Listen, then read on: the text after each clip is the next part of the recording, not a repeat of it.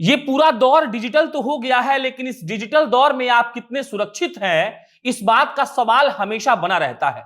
सवाल ये कि जिस डिजिटल पेमेंट के लिए हम इतने उतावले रहते हैं और पेमेंट करने के बाद हमें लगता है कि हमारा बैंक अकाउंट और हम सुरक्षित हैं, उसके बावजूद कई ऐसे मामले सामने आ चुके हैं जिसने ये साबित किया है कि हम जितने डिजिटल होते जा रहे हैं, खतरा उतना ही बढ़ता जा रहा है। भले ही बैंक ये दावा करते हैं कि आपका बैंक अकाउंट एकदम सुरक्षित है और आपकी अनुमति के बिना कोई पैसा नहीं निकाल सकता है, लेकिन असलियत यह है कि अगर आप सतर्क नहीं हैं तो आपके साथ कुछ ऐसा हो सकता है कि अब आप अपना हाथ मलते रह जाएंगे। लगातार ये खबरें आती रहती हैं कि साइबर अपराधियों ने फलाना आदमी के बैंक अकाउंट से इतने पैसे निकाल लिए और ये कोई एक दिन की बात नहीं है।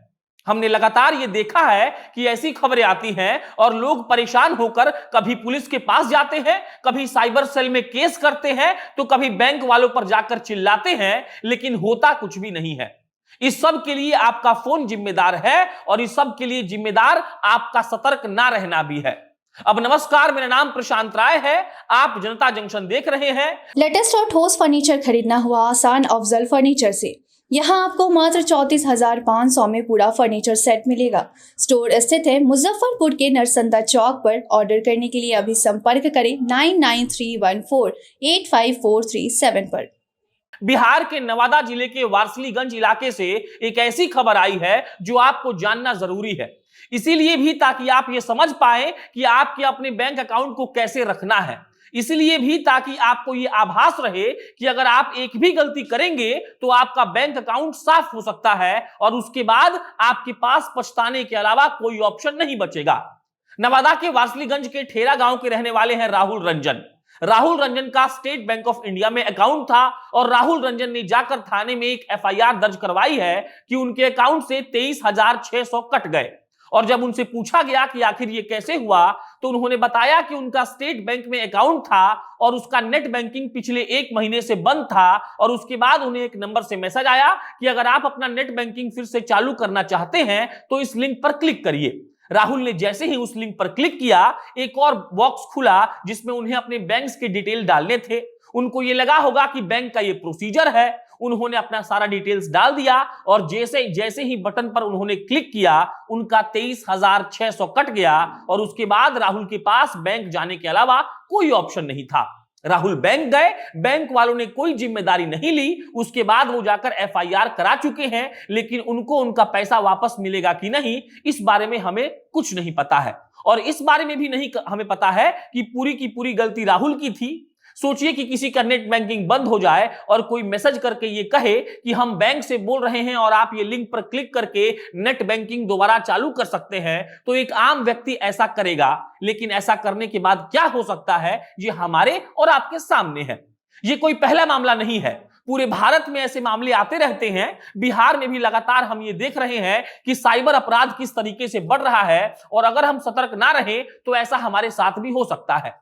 अब इसी अपराध का एक और मामला जान लीजिए। नवादा के सोनबरसा की एक ममता कुमारी है, उनके अकाउंट से 64,520 रुपया कट चुका है। उनको तो इस बात की जानकारी भी नहीं थी कि उनके अकाउंट से 64,000 रुपया कट चुका है। वो जब 2 फरवरी 2022 को बैंक गई पैसा निकालने के लिए, तब उनको पता चला कि उनका पैसा कट गया है और 7 बार में उनके पैसे को निकाला गया है। उन्होंने अपने पासबुक अपडेट करवाया और उसके बाद उन्हें सारी जानकारी मिली और उसके बाद वो थाने जाकर केस दर्ज कराई। केस दर्ज कराने से उन्हें क्या फायदा हुआ, इस पर भी टिप्पणी ना करते हुए हम सिर्फ इतना कहेंगे कि बिहार में जिस तरीके से साइबर अपराधियों ने कांड करना शुरू किया है, उस लिहाज से लगता है कि साइबर सेल की टीम उनको पकड़ने में बिल्कुल ही नाकाम है। एक बात और है जिस पर हम गौर कर सकते हैं, हम जो नंबर अपने बैंक अकाउंट में अपडेट करवाते हैं उसका मैसेज भी हमारे पास आता है, लेकिन ऐसा कई मर्तबा देखा गया है कि पैसा कटने के बाद या पैसा जमा होने के बाद मैसेज बहुत देर से आता है या फिर आता ही नहीं है और इसके कारण कई लोगों को पता भी नहीं चलता है कि उनके अकाउंट में कितना पैसा है। आप अगर इसके मॉडस ऑपरेंडी पर गौर करेंगे तो आपको मालूम पड़ेगा कि इन अपराधियों के पास हमारा डिटेल्स होता है। वो जानबूझकर गांव के लोगों को फंसाते हैं क्योंकि उन्हें टेक्नोलॉजी के बारे में बहुत कम मालूम है। आजकल आपके नंबर से और आपके एक ओटीपी से लाखों और करोड़ों का ट्रांजैक्शन हो सकता है और गांव के लोगों को इसकी जानकारी कम है और इसी का फायदा उठाते हुए अपराधी बड़ा बड़ा कांड कर देते हैं। लेकिन इन सबसे सवाल खत्म नहीं होते। सवाल ये कि आखिर उन अपराधियों के पास सबका बैंक डिटेल्स और जानकारी आता कहां से है, और अगर कोई अंदर का व्यक्ति इनके साथ शामिल नहीं है तो इनके पास इतना एग्जैक्ट जानकारी कैसे हो सकता है कि फलना आदमी के अकाउंट में पैसा है और यहां हमें डाका डालना है। और इतना सब होने के बाद भी दुखद यह है कि बैंक कोई भी जिम्मेदारी लेने से इनकार कर देता है और पुलिस केस करने के बाद साल भर और 2 साल के बाद भी कोई रिजल्ट नहीं आता है।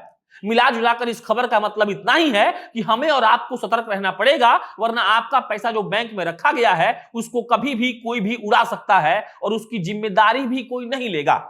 हमें इस बात का ख्याल रखना होगा कि हम कौन सा नंबर बैंक में देते हैं, वो नंबर किसके पास रहता है, उसका मैसेज कौन देख रहा है, और इसके अलावा बैंक से जो मैसेज आते हैं उस पर जो लिंक होते हैं उस पर क्लिक करना है कि नहीं। आमतौर पर यह देखा गया है कि सबसे ज्यादा जो पैसा का लूट होता है वो लिंक पर क्लिक करके ही होता है, क्योंकि आप अगर लिंक पर क्लिक करते हैं तो आपका फोन, आपका बैंक अकाउंट सब हैक हो सकता है और जो अपराधी होते हैं वो अपने हिसाब से आपके पैसे को उड़ा सकते हैं। ऐसी तमाम खबरें हैं जिसे देखकर हमें सीखना चाहिए और यह समझना चाहिए कि अगर हमें हमारे पैसों को सुरक्षित रखना है तो सतर्कता बरतनी पड़ेगी।